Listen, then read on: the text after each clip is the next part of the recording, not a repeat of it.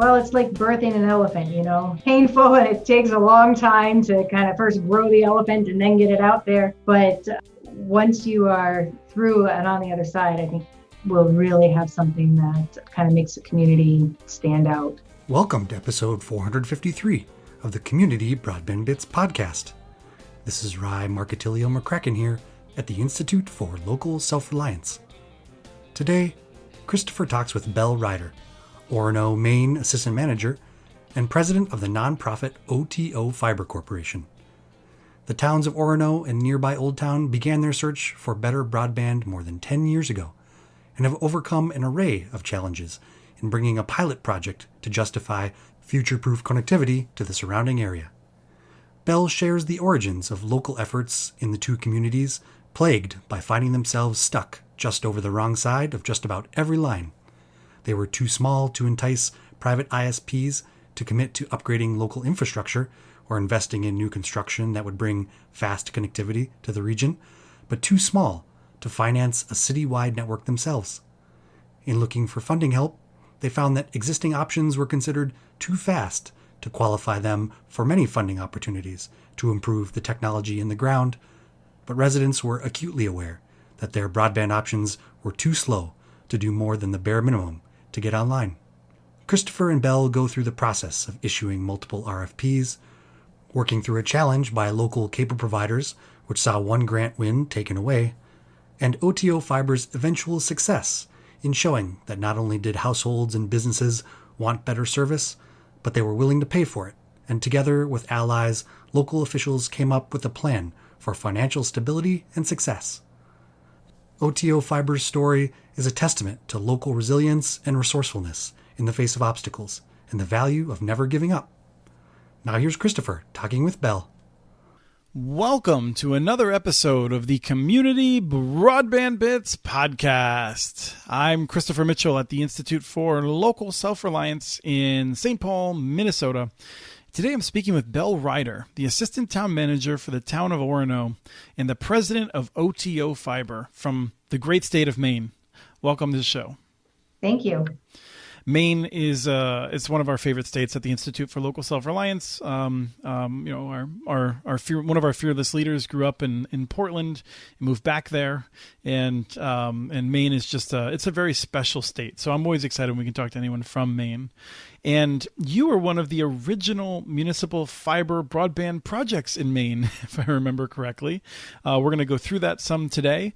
But, tell us a little bit about Orono, its claim to fame with perhaps the university system and what people, might see if they came to town. Sure. So Orono is a relatively big community for the state of Maine, but in terms of everywhere else, we're pretty tiny. We've got about 11,000 residents in Orono, probably about half and half students and year-round residents. We are a great community for people who love the outdoors. We've got 2 rivers, lots of trail systems, and of course, the beautiful flagship campus of the University of Maine system.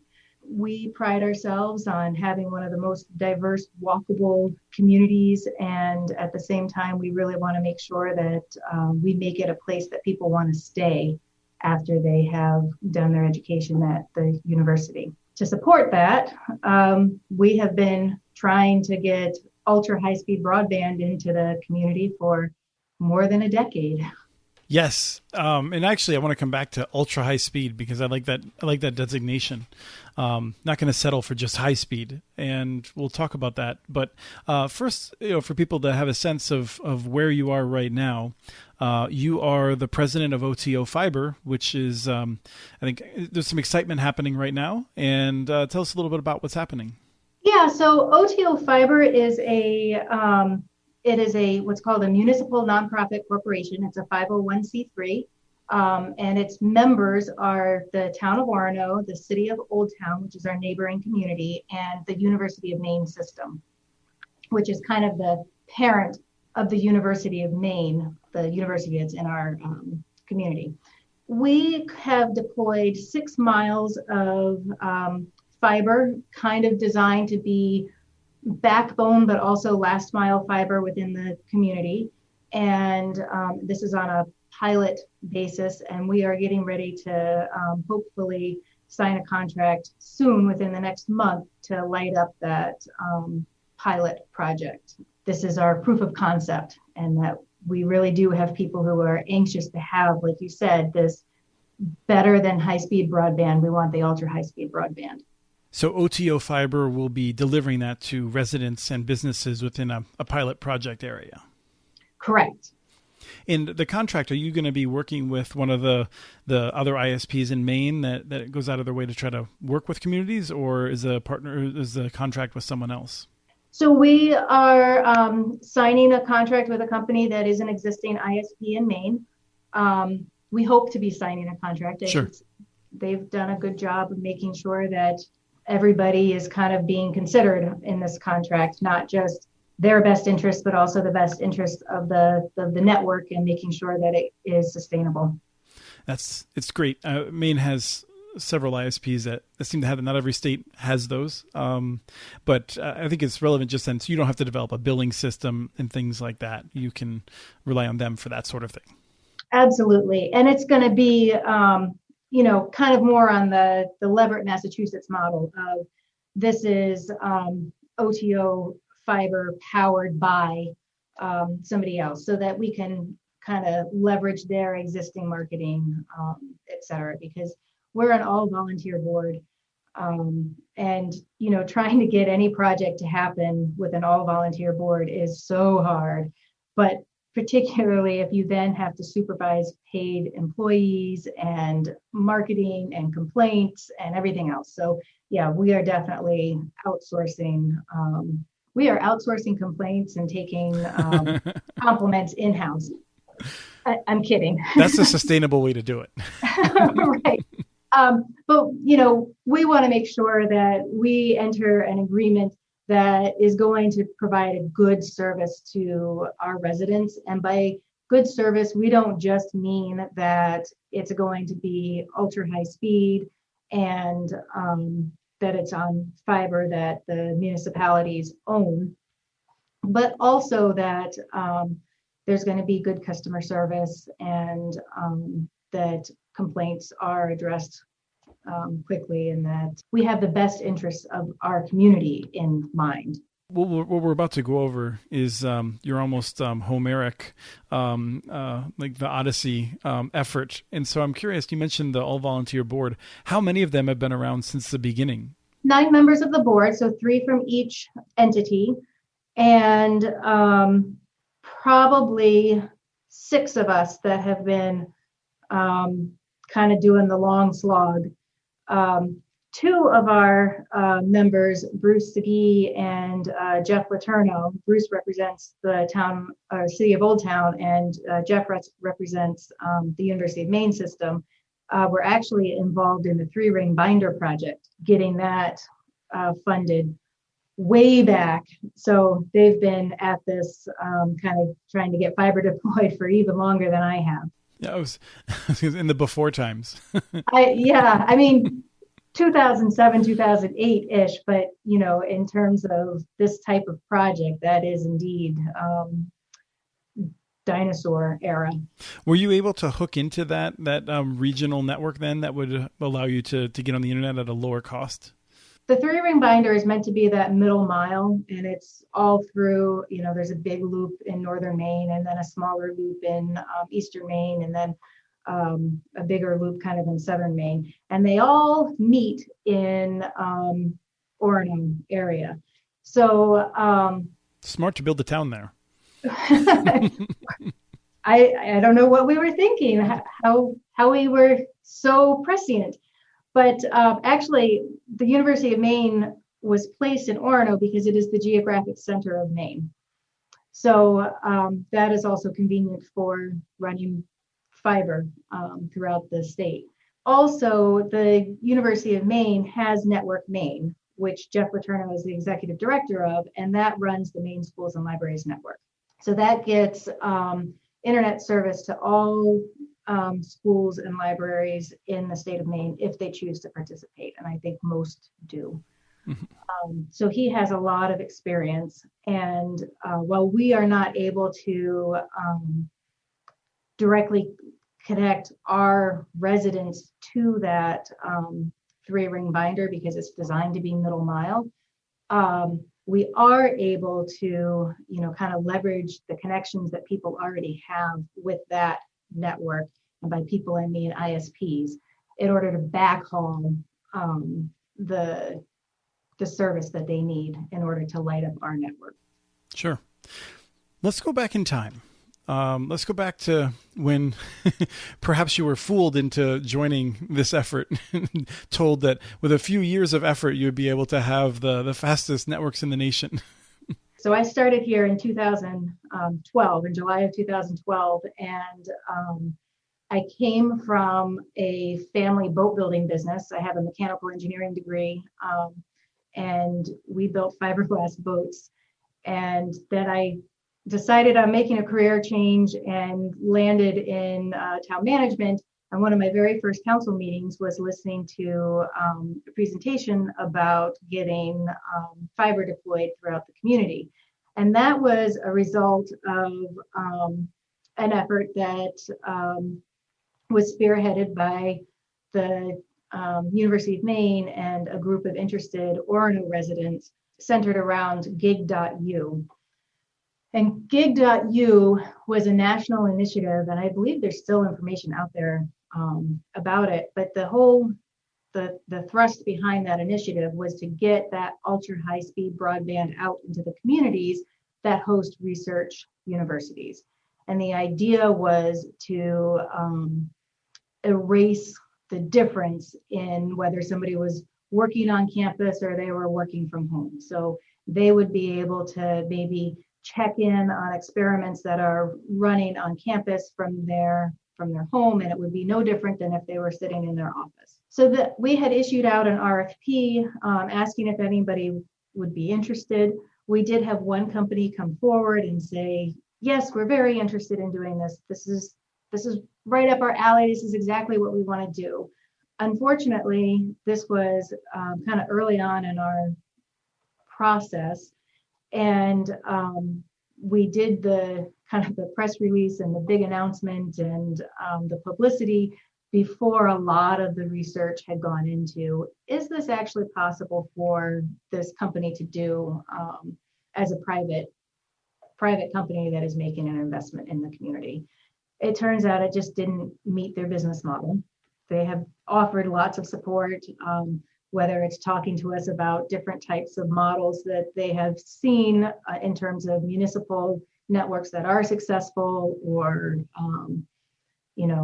offering to be the provider of last resort if we were to get a network built, but they weren't able to build the network themselves. Mm-hmm. So when we understood that that wasn't going to work, we kind of pivoted and started trying to seek some outside funding in order to get the network up and going, or at least a pilot up and going. We applied for a Northern Border Regional Commission grant. NBRC is how I will refer to it mostly. We applied to that for a couple different rounds before we finally were awarded one in 2015. So we're already 3 years down my path on this journey, and we're just barely getting started. In all this time, you have, I'm going to presume, some kind of DSL available that probably is not very fast, not very reliable, and a cable system that is probably pretty similar to that. Absolutely. So one of the uncomfortable positions that Orono finds itself in is that we are too big to be able to finance a full build out ourselves, but too small to interest private equity in investing. We have speeds of service that are too fast to be considered unserved, but too slow to be good for economic development. Yeah. Right. It's okay if all you want to do is stream Netflix, but suddenly when you need to start sending information upstream just as much as you're bringing information downstream, you get you get glitchy. You don't have a symmetrical service. And then you realize that, wow, I have 30 devices on my network right now. And so does my neighbor. And so does his neighbor. And we're all using a cable circuit. And no wonder we're down to 10 down and 1 up. But that's not considered unserved. When we applied for that NBRC grant, both communities put in a fair chunk of cash, as well as some in-kind assets.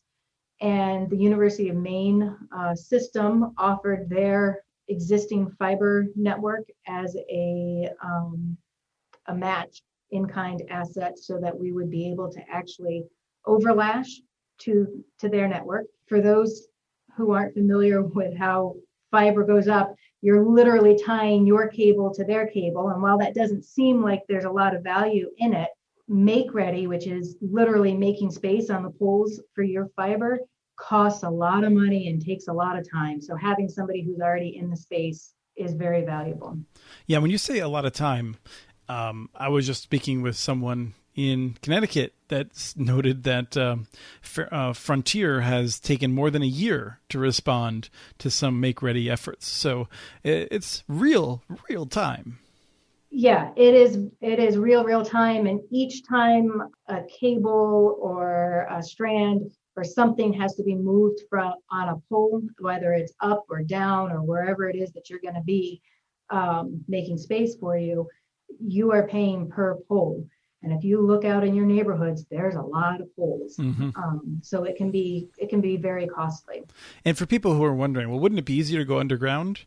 The answer is no, not in Maine. Absolutely. Frost is a real thing in Maine, and well, and frost is easy compared to granite, right? 100% true. So when we had applied for that NBRC grant, we got that. Both communities had put up the money. The University of Maine had put up their fiber network. And then we had applied for a Connect Maine grant.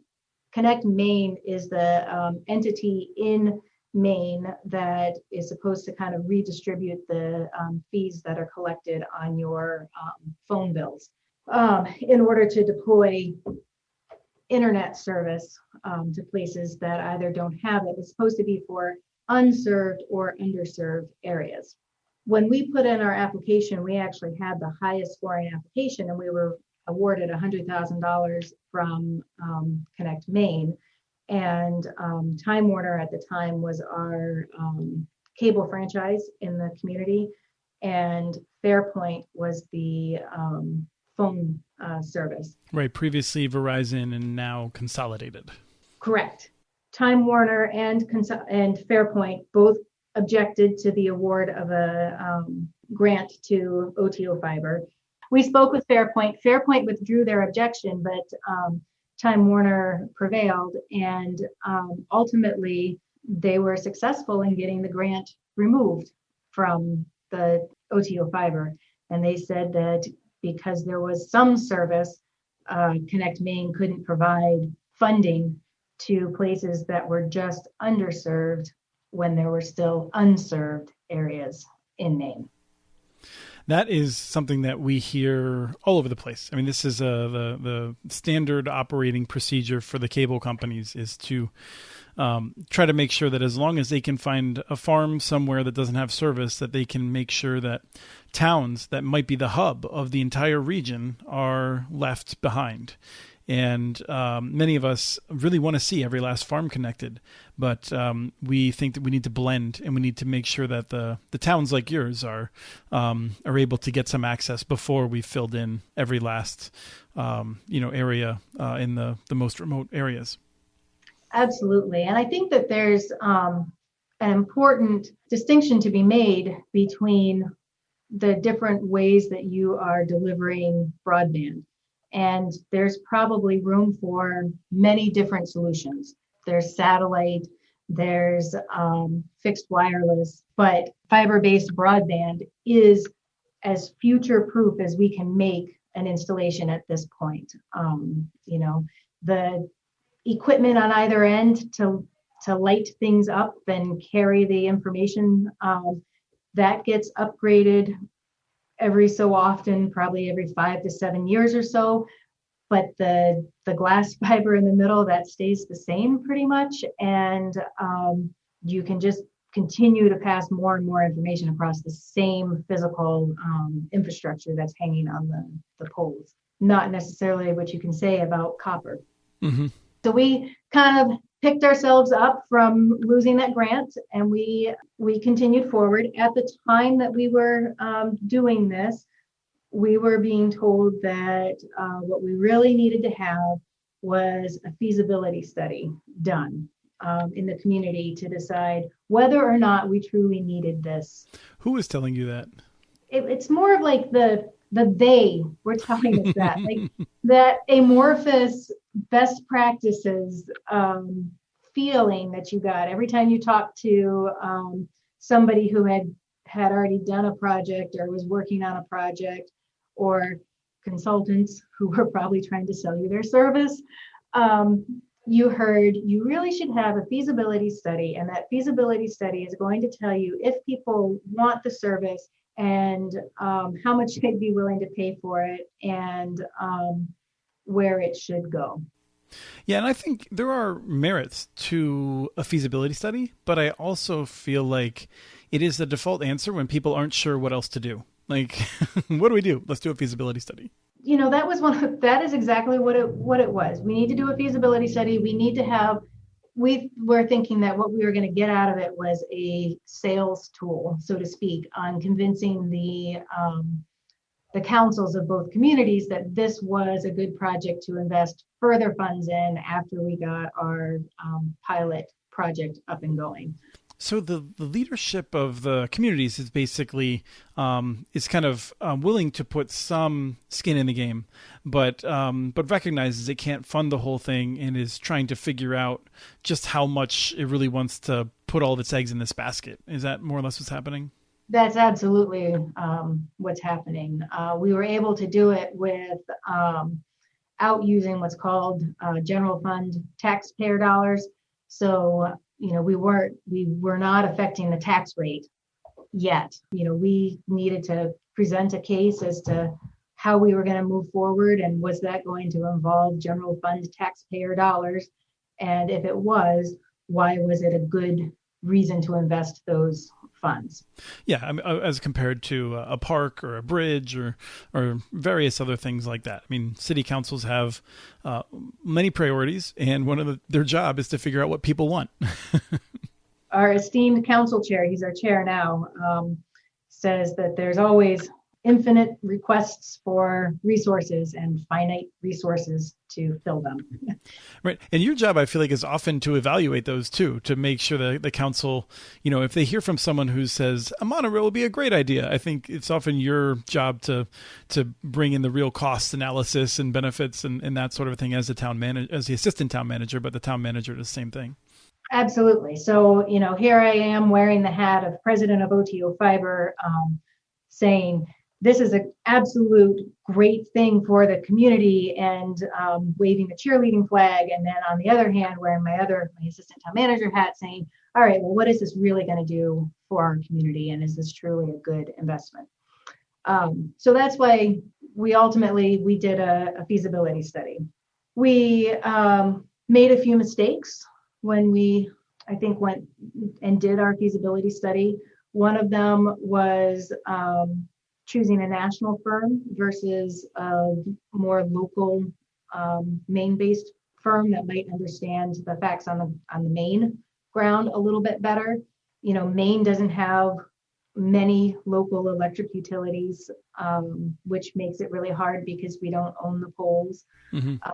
Where even in our urban areas, and the town of Orono is considered part of the greater Bangor urbanized area, according to the census, we're still not very dense. We have, between the city of Old Town and the town of Orono, there's probably 1 or 2 miles of neighborhoods where we have 100 homes per mile. And that's kind of like the baseline for most ISPs when they look at whether or not they're going to deploy fiber. Mm-hmm. We are a university town. The city of Old Town is a little bit more industry, but most of our industry is brew pubs and restaurants. So not a lot of commercial activity to support what they would call commercial deployment of fiber, where you charge more for a commercial entity versus a residential entity. Mm-hmm.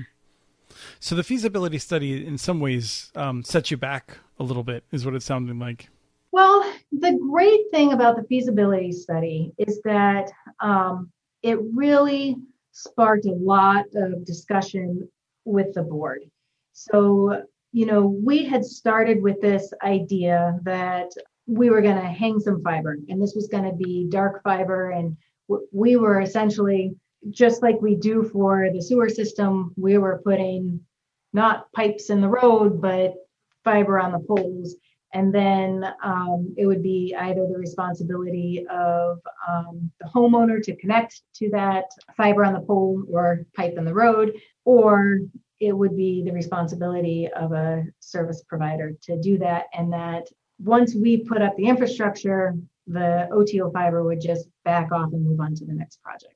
The feasibility study really kind of sparked a lot of conversations. This dark fiber was still the primary idea, but we started thinking a little bit more about what if we have to do a lit service and how would we do that? And throughout all of this, you're basically spending your nights just reading up on it and scheduling, calls with folks on the Maine Broadband Coalition. I mean, how are you kind of figuring this stuff out?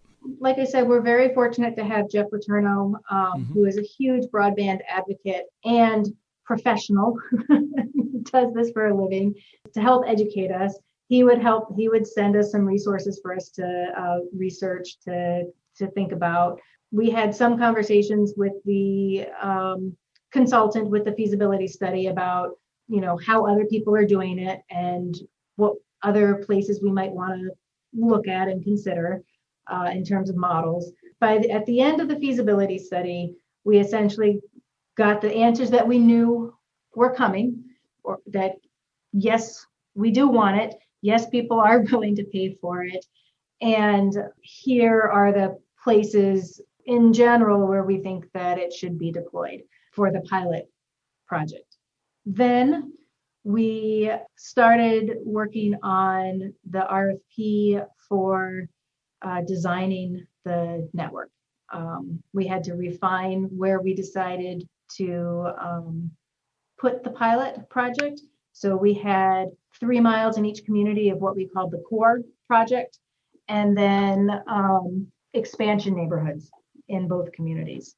We were so Pollyanna-ish that we could maybe get not only the core network built of that 6 miles, but also maybe additional neighborhood expansions with our existing funding.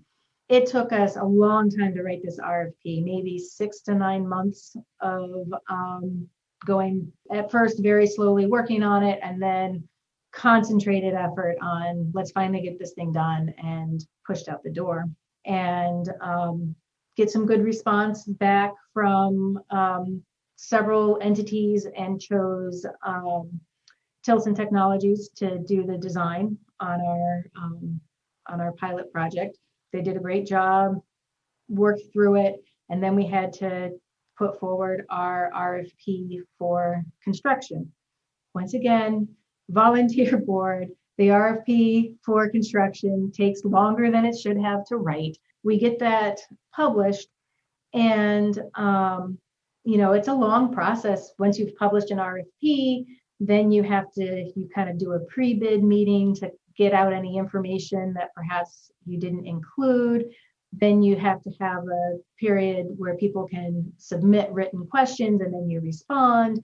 And then you have to have another period where people are working on their submission, and then finally the RFPs are due. So probably from the time you publish to the time the RFP is due is between 6 to 8 weeks. So, it just takes time. We eagerly await the due date for the RFP response for construction. And lo and behold, we had one response. That is not desirable. Right. And this was in 2019, very early 2019. The response had come from Tilson, and they were going to be the general contractor for the project. And we looked at the price and we're like, we can't even afford to build the core project with this pricing. And talked to Tilson, thinking, well, is there a way for us to value engineer the project so that we still get a meaningful build out of it, but we can actually build it with the funds that we have available. And they very generously offered to step aside and allow us to work directly with their subcontractor. Now, keep in mind, we're using federal funding for this, so we can't just call up the subcontractor and say, great, Tilson said they'd back out, so we'd like to sign a contract with you. We have to reissue the RFP. Wait the 6 weeks. We still get only one response back. This time it's directly from Icon Connections. And we, presto magico, with a little bit of tweaking, we can afford to do the project that we want to do. We cannot do the expansion neighborhoods. I should say that after we did the design RFP, part of that was actually putting in the pole license applications and authorizing the make ready. Because we were overlashing to University of Maine fiber in a significant way, we decided to do the make ready and design for the expansion neighborhoods and the core network, even without knowing whether or not we could afford to build the expansion at this time. Here we are. It's now kind of getting into late 2019, and Icon starts construction in a snowstorm. I remember driving down Main Street between my house and the town office and coming up on their truck kind of parked at the top of a hill and getting a phone call almost at the same time from the public works director saying, is this your contractor? Because they really need to work on their in-roadway setup during a snowstorm because there's gonna be an accident. But they did a great job working through Maine winters, and by early 2020, we had fiber on the poles. And nothing went wrong in 2020, so the story ends pretty quick. Yeah, absolutely nothing went on in 2020. It was super boring, but we twiddled our thumbs. I wish that was the case. Yeah, so 2020 was a bit of a shock. Everybody had their own fires to fight within their own jobs that paid them their salaries. And so there was a little bit of a drop in activity, even though we now had the fibers on the pole. And that was, sorry to interrupt for a second, but that was that a Reconnect grant? Can you remind me? NBRC, Northern Border. Oh, it was. Okay. So NBRC wasn't canceled then. Was this, how did that? We got the grant in 2015, and we ended up having to extend it a couple times in order to continue expending the funds because it did take us so long to get the construction done. Right, but it was the Connect Me grant that got canceled. Correct. Yeah, correct. Connect Maine. Yes. So the NBRC was the initial $250,000. The communities put up another roughly $225,000, Mm-hmm. and the University of Maine's fiber value was about $100,000. So, we've got a $550,000-$600,000 project hanging out there on the poles. Mm-hmm. When we started this whole process with the design, with everything else, we were envisioning this as a dark fiber network that somebody else was going to do the drops between house or a business and the fiber on the pole. The finances just don't work out for that. If you are going to own the fiber on the pole, then you probably need to own the fiber to the house as well. so that if you ever change the provider, you don't then have some sort of a conflict between the fiber on the pole and the service to the house. So you want to make sure that one entity has the rights to all of that. We didn't have the money to do that. And we were kind of scratching our heads, looking around, thinking about, well, how are we going to get drops funded and the next step moving forward on this fiber project. And that, and just for people's reference, I mean, each drop can be many hundreds of dollars when you include the electronics, the labor, the actual drop cable. It's non-trivial. We are estimating about $1,000 per premise. Mm-hmm. So whether that ends up being a little bit less for some place that's like kind of close to the road and a little bit more for a long driveway or something that's a little bit more complicated, it should all average out hopefully a little bit less to $1,000 per premise.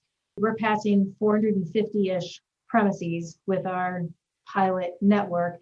And while we weren't planning to do if you build it, they will come type of deployment where every single premise would get a drop, whether or not they ordered the service, you're still looking at a substantial investment for drops. Yeah, nearly doubling your budget. We had no money left. The town of Orono approached this. They were actually going out to bond for some other infrastructure projects. Council agreed to put up a $250,000 what's called a general obligation bond. So it's backed by the taxpayers of the town of Orono for fiber infrastructure in the town of Orono. And the city of Old Town put forward a $100,000 revolving loan fund for infrastructure in the city of Old Town. At that point, we knew that we at least had a way to fund drops, so getting from the pole to the side of the house. And now what we needed was somebody to light up the network to provide service across this the fiber network. That was our most recent RFP, which once again took a pretty long time to write. You know, RFPs are easy if you know exactly what widget you're asking for and how many. But when you're asking for people to kind of present a business case and that you don't necessarily know the right way to do it, it gets a little bit more difficult. So what we needed was a network operator, so essentially a caretaker for the network, and we needed an ISP to provide the service to the end user. Our preference was for the network operator and the ISP to be the same entity because that would reduce the work that OTO Fiber's volunteer board would have to do. Right. But we didn't know. We didn't know if there were companies out there that would be willing to do both or if they would prefer to partner with somebody else to do one and then they would do the other. And many municipal networks kind of around the country, this is where you see those municipal utility companies stepping in. So they're often the network operator, and then they have a contract with an ISP. So the network operator owns the equipment on the customer's house, and they're responsible if there's a fiber that's down or a physical break in the network. And then the ISP would be providing the service. And so there's kind of a clear break between the two. We didn't have a municipal utility. We couldn't do that on our own. So we wanted to hire that function out too. And that brings us kind of to today is we put out that RFP. We got responses back in January. Of course, this is now, we got them back in late January. This is now late March. We're still kind of negotiating back and forth exactly how the partnership is going to work. But we're pretty confident that we'll be able to provide service over our pilot network and think we have a good plan to expand out beyond the pilot as well. Has the town considered the tsunami of money from the federal government rushing towards you. That's some of which is earmarked for broadband, and more of which could be used for broadband if they so chose. So we have definitely considered it. We are pretty aware of the role that OTO fiber really should play in that. We want to make sure that if there is a business case for having fiber broadband in the growth areas of the community, that we allow a private company to go where the business case drives them to go. We don't want to subsidize a private entity like that. But what we do want to do is we want to make sure that the places where there's only 4 houses on a street, or there's perhaps underground service, or there might be 10 or 12 houses clustered pretty close together, but they are 5 miles out of town, that we work on getting the places where there isn't a business case. And with the new funding, like I said, we're in that uncomfortable place of underserved, not unserved. And so it all depends on how the rules are written. Well, and as I understand it, there's, for a town like Old Town, it may be only hundreds of thousands of dollars, which for a town like Old Town only doesn't apply if you're getting hundreds of thousands of dollars. But I think you'll have remarkable flexibility for that. And then there will be other programs where they'll have stricter rules for it. But am I understanding correctly then that that basically in Old Town and Orono, you may have a situation in which in the more attractive areas, your partner may on their own dime expand the network. And then in parts of the area that they're not able to hit with their business plan, then you may, as OTO fiber, you may expand that, and then they would be leasing that from you. We are aware of that possibility. Mm-hmm. At least, nothing is written in stone, and we don't know for sure that that's exactly what's going to happen. But when we developed our pilot, we hit the densest areas that we could, because we were doing this as a proof of concept and we wanted to show this is what could happen. But we always knew from the beginning that there were going to be places in the community that were going to be harder to make a business case for, even for OTO fiber. Mm-hmm. And you're right, there is money that is coming to the community as part of the American Rescue Act. The town of Orono, I think it's roughly $1 million, and the city of Old Town, I think, is roughly $710,000. But unfortunately, for broadband, those funds have to compete with other types of infrastructure projects that have been kind of waiting for funding for many, many years, and perhaps even decades. Right. So you ask people, is it more important to get this street that continually floods rebuilt, or is it more important to put broadband up? It's a conversation and a discussion. And let me just tell you, communities can spend $1 million on very high priority infrastructure very quickly, because there's a lot of things that have been underfunded for many, many years. Yes, and this is why local politics are important. So people who go out and they vote based only on national politics and what they see on TV news, they're missing an opportunity to make sure that these local questions are resolved the way they would like to. Absolutely. And, one of the things that Maine hardscrabble farmers and fishermen and everybody prides themselves on is that we are a self-reliant community, and Maine has a very strong municipal government and a very weak county government, and that is very different in other states. And partnering together to try and get things that we need, like this broadband network, we're not big enough to do it by ourselves, but together we might be able to make it work, I think is really important.